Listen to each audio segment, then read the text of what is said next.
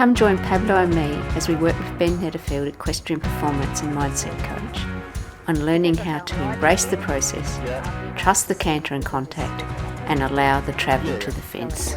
Today's session focused on finding the sweet spot, staying non-adrenalised and keeping Pablo in front of my leg to achieve that rolling distance we need. As we know, jumping is all about the canter. Getting that right canter and allowing him to travel to the fence is where my mind challenges me. For some reason, I continue to feel very insecure with the more energetic and powerful canter. I feel comfortable setting the approach up, but 3 strides out, I lose trust in myself and grab. This upsets Pablo's rhythm and balance and drops him on the forehand and makes for a messy fence. Good boy. We all know something's tough when it looks effortless. It takes work to get there in the first place. Before each jump, I checked if Pablo was settled. Squeezed with the legs to keep the gauge readiness. It's about seeing that rolling forward distance. But first, Pablo needs to be up in his frame. I need to soften the contact and feel confident letting him move forward. Even with the capacity to move forward, he's still in my hand.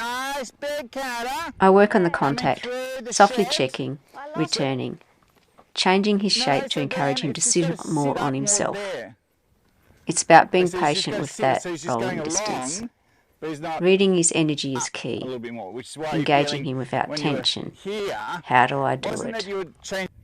The canter needs just a touch more energy to keep us both relaxed. Need to travel off the turn, stretch the canter, and aim for that rolling distance. Getting the right canter means finding the perfect blend of energy, rhythm, and impulsion for the jump ahead. I need to check the contact, trust it, and push through for that ideal distance. A slight half halt to confirm the distance is there.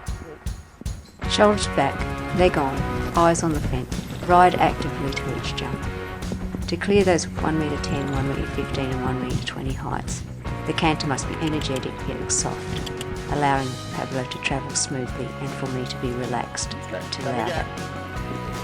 This is a classic example of not allowing Pablo to travel to the fence. I checked him 1 stride before the fence because I looked down and not up and through.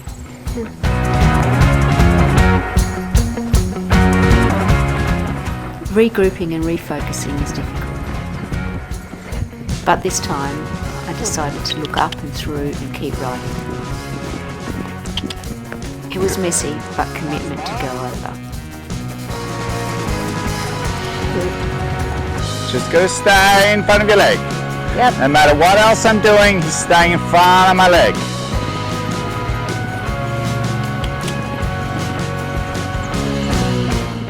This is where I find it uncomfortable to keep him in front of my leg and allow him to travel to the fence.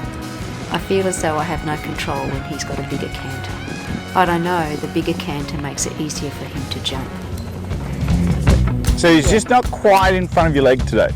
He's travelling forward, but he's not quite in front of your leg. So then he's not drawing you To the fence. forward just slightly, okay, which I think is what you're wanting.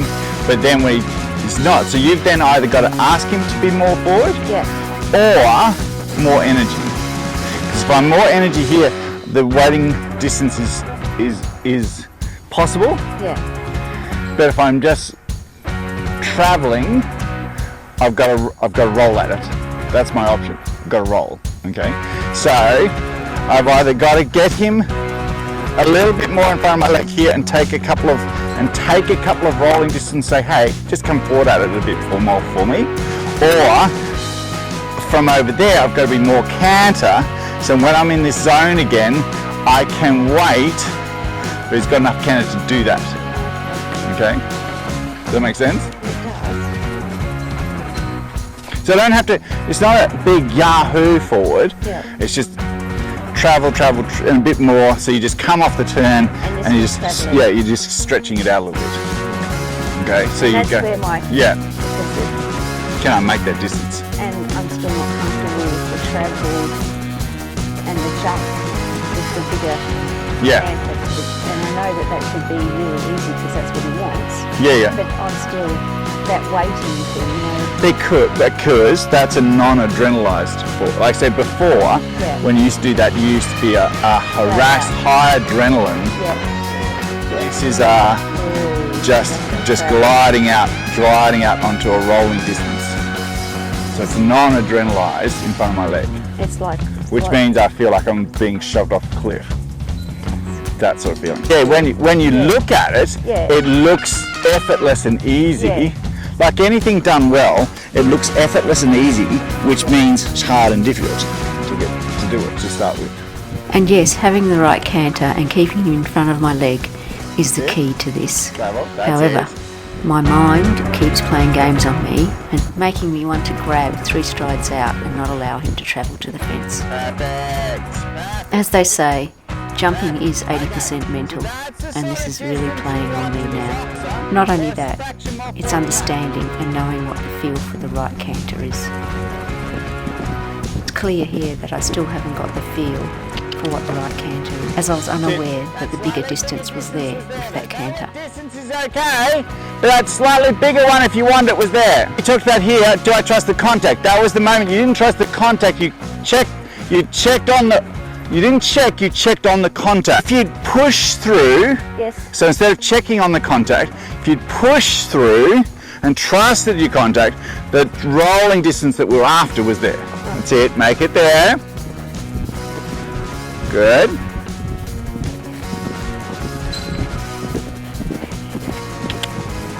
Good. There's something really magical then, because we've been talking about a rolling distance. Yeah. That time the rolling distance wasn't there, but you didn't try to manufacture something that wasn't there. You were patient to the distance that was going to be there. Yep, this is the frame and contact. Keep my energy. And I don't have to see necessarily an at that fence, as long as he's in front of my leg. Then from there, I'm settled. I turn, he's in, and then I can move forward. Okay? All right, let's do it.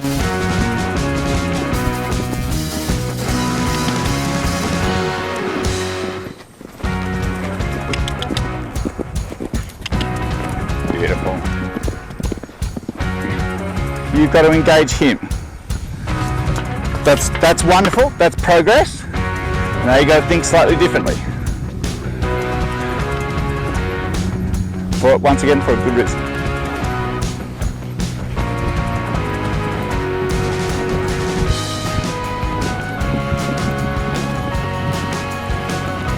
That ox was fantastic. Now, get to the next fence. You know, remember to inside leg, shoulders tall, turn your shoulders, look at the fence, make sure your leg is on to ride to the next fence, because at the moment your legs are a little soft because there's no tension in them. That's it. Active.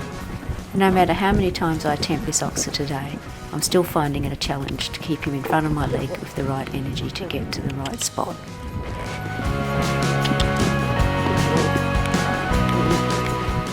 It's a balance between getting the right forward canter and the right energy, which is eluding me today.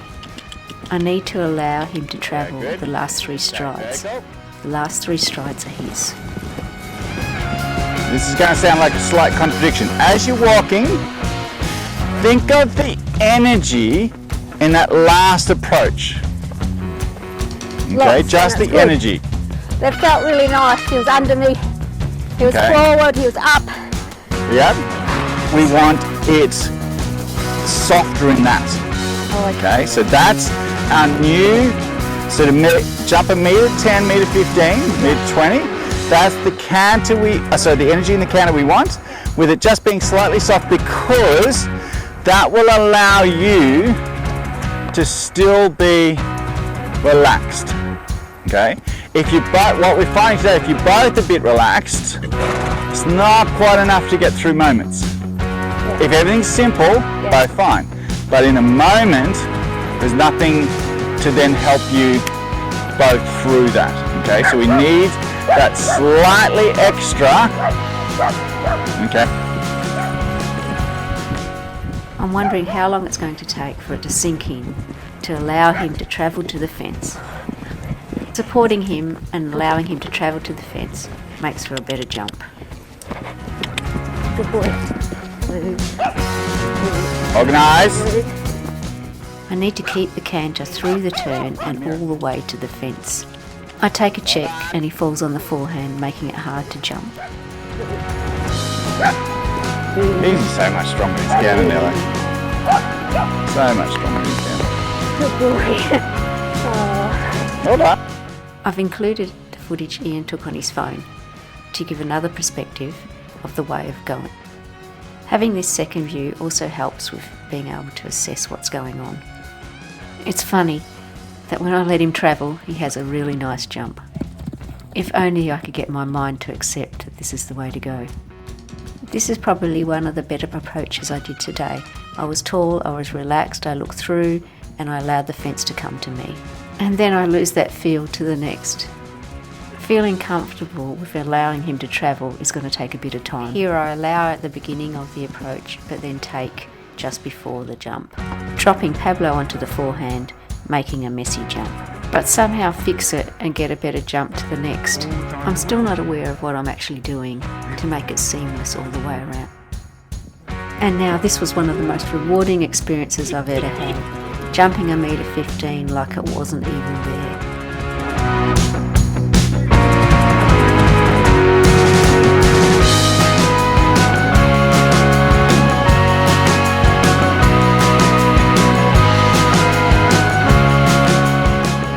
And jumping another 1.15 meters like it wasn't even there. Wow!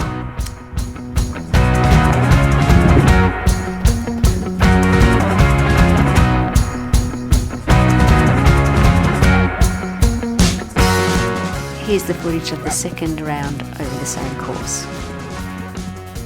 A nicer approach, but still a little bit of a check 3 strides out. A better approach to the vertical at the back.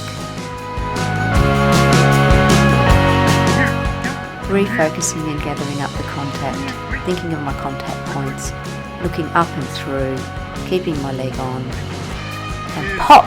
Wow! Another beautiful experience over 1.15 meters. Not letting the good experience distract me, I refocused and then rode to the vertical water tray and back around through the arena, collecting him and getting him to sit up so that I had the contact and had him in front of my leg, coming through to the vertical. The canter and the approach coming out of the turn was good, but 3 strides out I gave a check and it dropped him on his forehand again. But to his credit, he popped over it for me. What a good boy Pablo is. And that's that. I hope you find something in this for you too. Thanks for watching and see you in the next one.